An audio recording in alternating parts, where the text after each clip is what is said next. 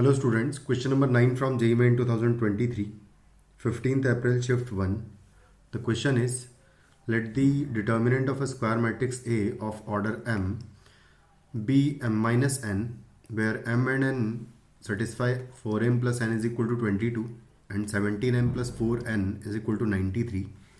If determinant of n times adjoint of M into A is equal to 3 to the power A, 5 to the power B, 6 to the power C, then A plus B plus सी का value क्या होगा बताना है हमें। तो start करें, अगर इन दोनों को सॉल्व करके हम लोग पहले तो एम और एन की वैल्यू निकालेंगे, तो इसको 4 से मल्टीप्लाई कर देता हूँ इस इक्वेशन को। अगर ये हो जाएगा 16m plus 4n is equal to 88 and ये है 17m plus 4n is equal to 93।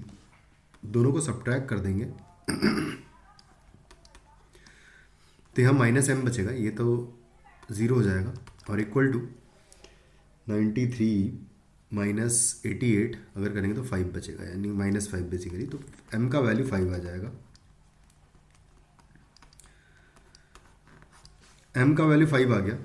उसके बाद एन का वैल्यू निकालेंगे, तो किसी भी एक इक्वेशन में पुट कर दे, तो n is equal to 22 minus 4m है एक्चुअली यहाँ से।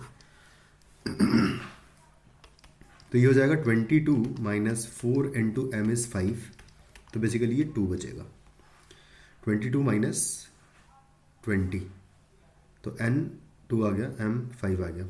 तो डिटर्मिनेंट ऑफ a का वैल्यू एक्चुअली अगर देखें तो m माइनस n है, यानी कि 5 माइनस 2 यानी कि 3 है।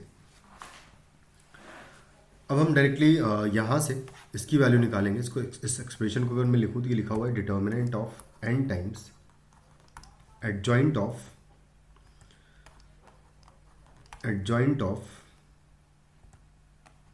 m टाइम्स a, कुछ इस तरीके से है। तो अगर डिटर्मिनेंट इसका ऑर्डर बेसिकली अगर देखें तो order of the, let the square matrix a of order m given है। ऑर्डर m गिवन है, यानी कि m इसका ऑर्डर नहीं, 5 ऑर्डर की ये मैट्रिक्स है। तो इसका मतलब इसका डिटर्मिनेंट निकालूंगा तो n टू द पावर 5 बाहर आएगा, ठीक है। और n और m की वैल्यू पहले तो यहाँ रख देते हैं। तो n की वैल्यू जो है वो 2 है, तो यहाँ पर आ जाएगा 2 टाइम्स एडजॉइंट ऑफ 5a है लिखा हुआ है यहाँ पर, कि पूरे का डिटर्मिनेंट निकालना है हमें। और इसका ऑर्डर जो है मैट्रिक्स का m है, यानी कि 5 है, और डिटर्मिनेंट का वैल्यू 3 निकाल चुके हैं हम लोग। तो हो जाएगा 2 की पावर 5 जो है बेसिकली बाहर आएगा। जितना ऑर्डर होता है उतनी पावर बाहर आएगी किसी स्केलर की, और बचेगा एडजॉइंट ऑफ 5a बचा हुआ है इस पूरे का डिटर्मिनेंट।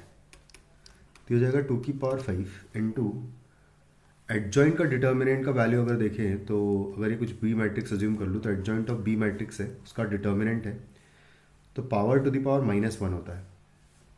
पावर उसकी होगी ऑर्डर -1, यानी कि एडजॉइंट ऑफ 5a के डिटर्मिनेंट की पावर हो जाएगा 5 माइनस 1 यानी 4।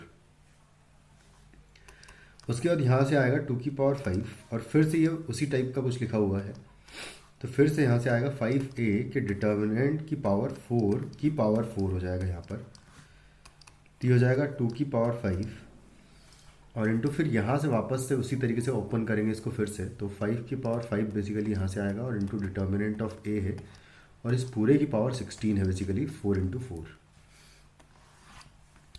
तो हो जाएगा 2 की पावर 5 और 5 टू द पावर 16 पंजे 80 हो जाएगा ये, और determinant of a to the power 16 है। तो हो जाएगा 2 की पावर 5 और into 5 to the power 80 and into 3 to the power 16 लिखा हुआ है, क्योंकि डिटर्मिनेंट ऑफ a का वैल्यू 16 है। यहाँ पर 2 पर टोटल 5 पावर है, मुझे इसको 6 बनाना पड़ेगा। तो सबसे पहले मैं 3 की पावर्स लिखूँगा। अगर मैं 5 इसमें से माइनस कर दूंगा तो 11 बचेगा। 5 टू द पावर 80 है, और इंटू 6 टू द पावर 5 बचेगा फिर, क्योंकि 2 इंटू 3 6 कर लूँगा मैं, 5 पावर इधर से लेके। तो ये हो जाएगा फाइनली हमारा वैल्यू, जिसमें alpha beta a b c directly अगर देखें तो a इज इक्वल टू 11 हो जाएगा, b इज इक्वल टू 80 हो जाएगा, और c इज इक्वल टू, क्योंकि 6 का पावर है 5, तो ये हो जाएगा। यहाँ पर मुझे a प्लस बी प्लस सी का वैल्यू निकालना है, तो a plus B plus c will be 11 plus 80 plus 5,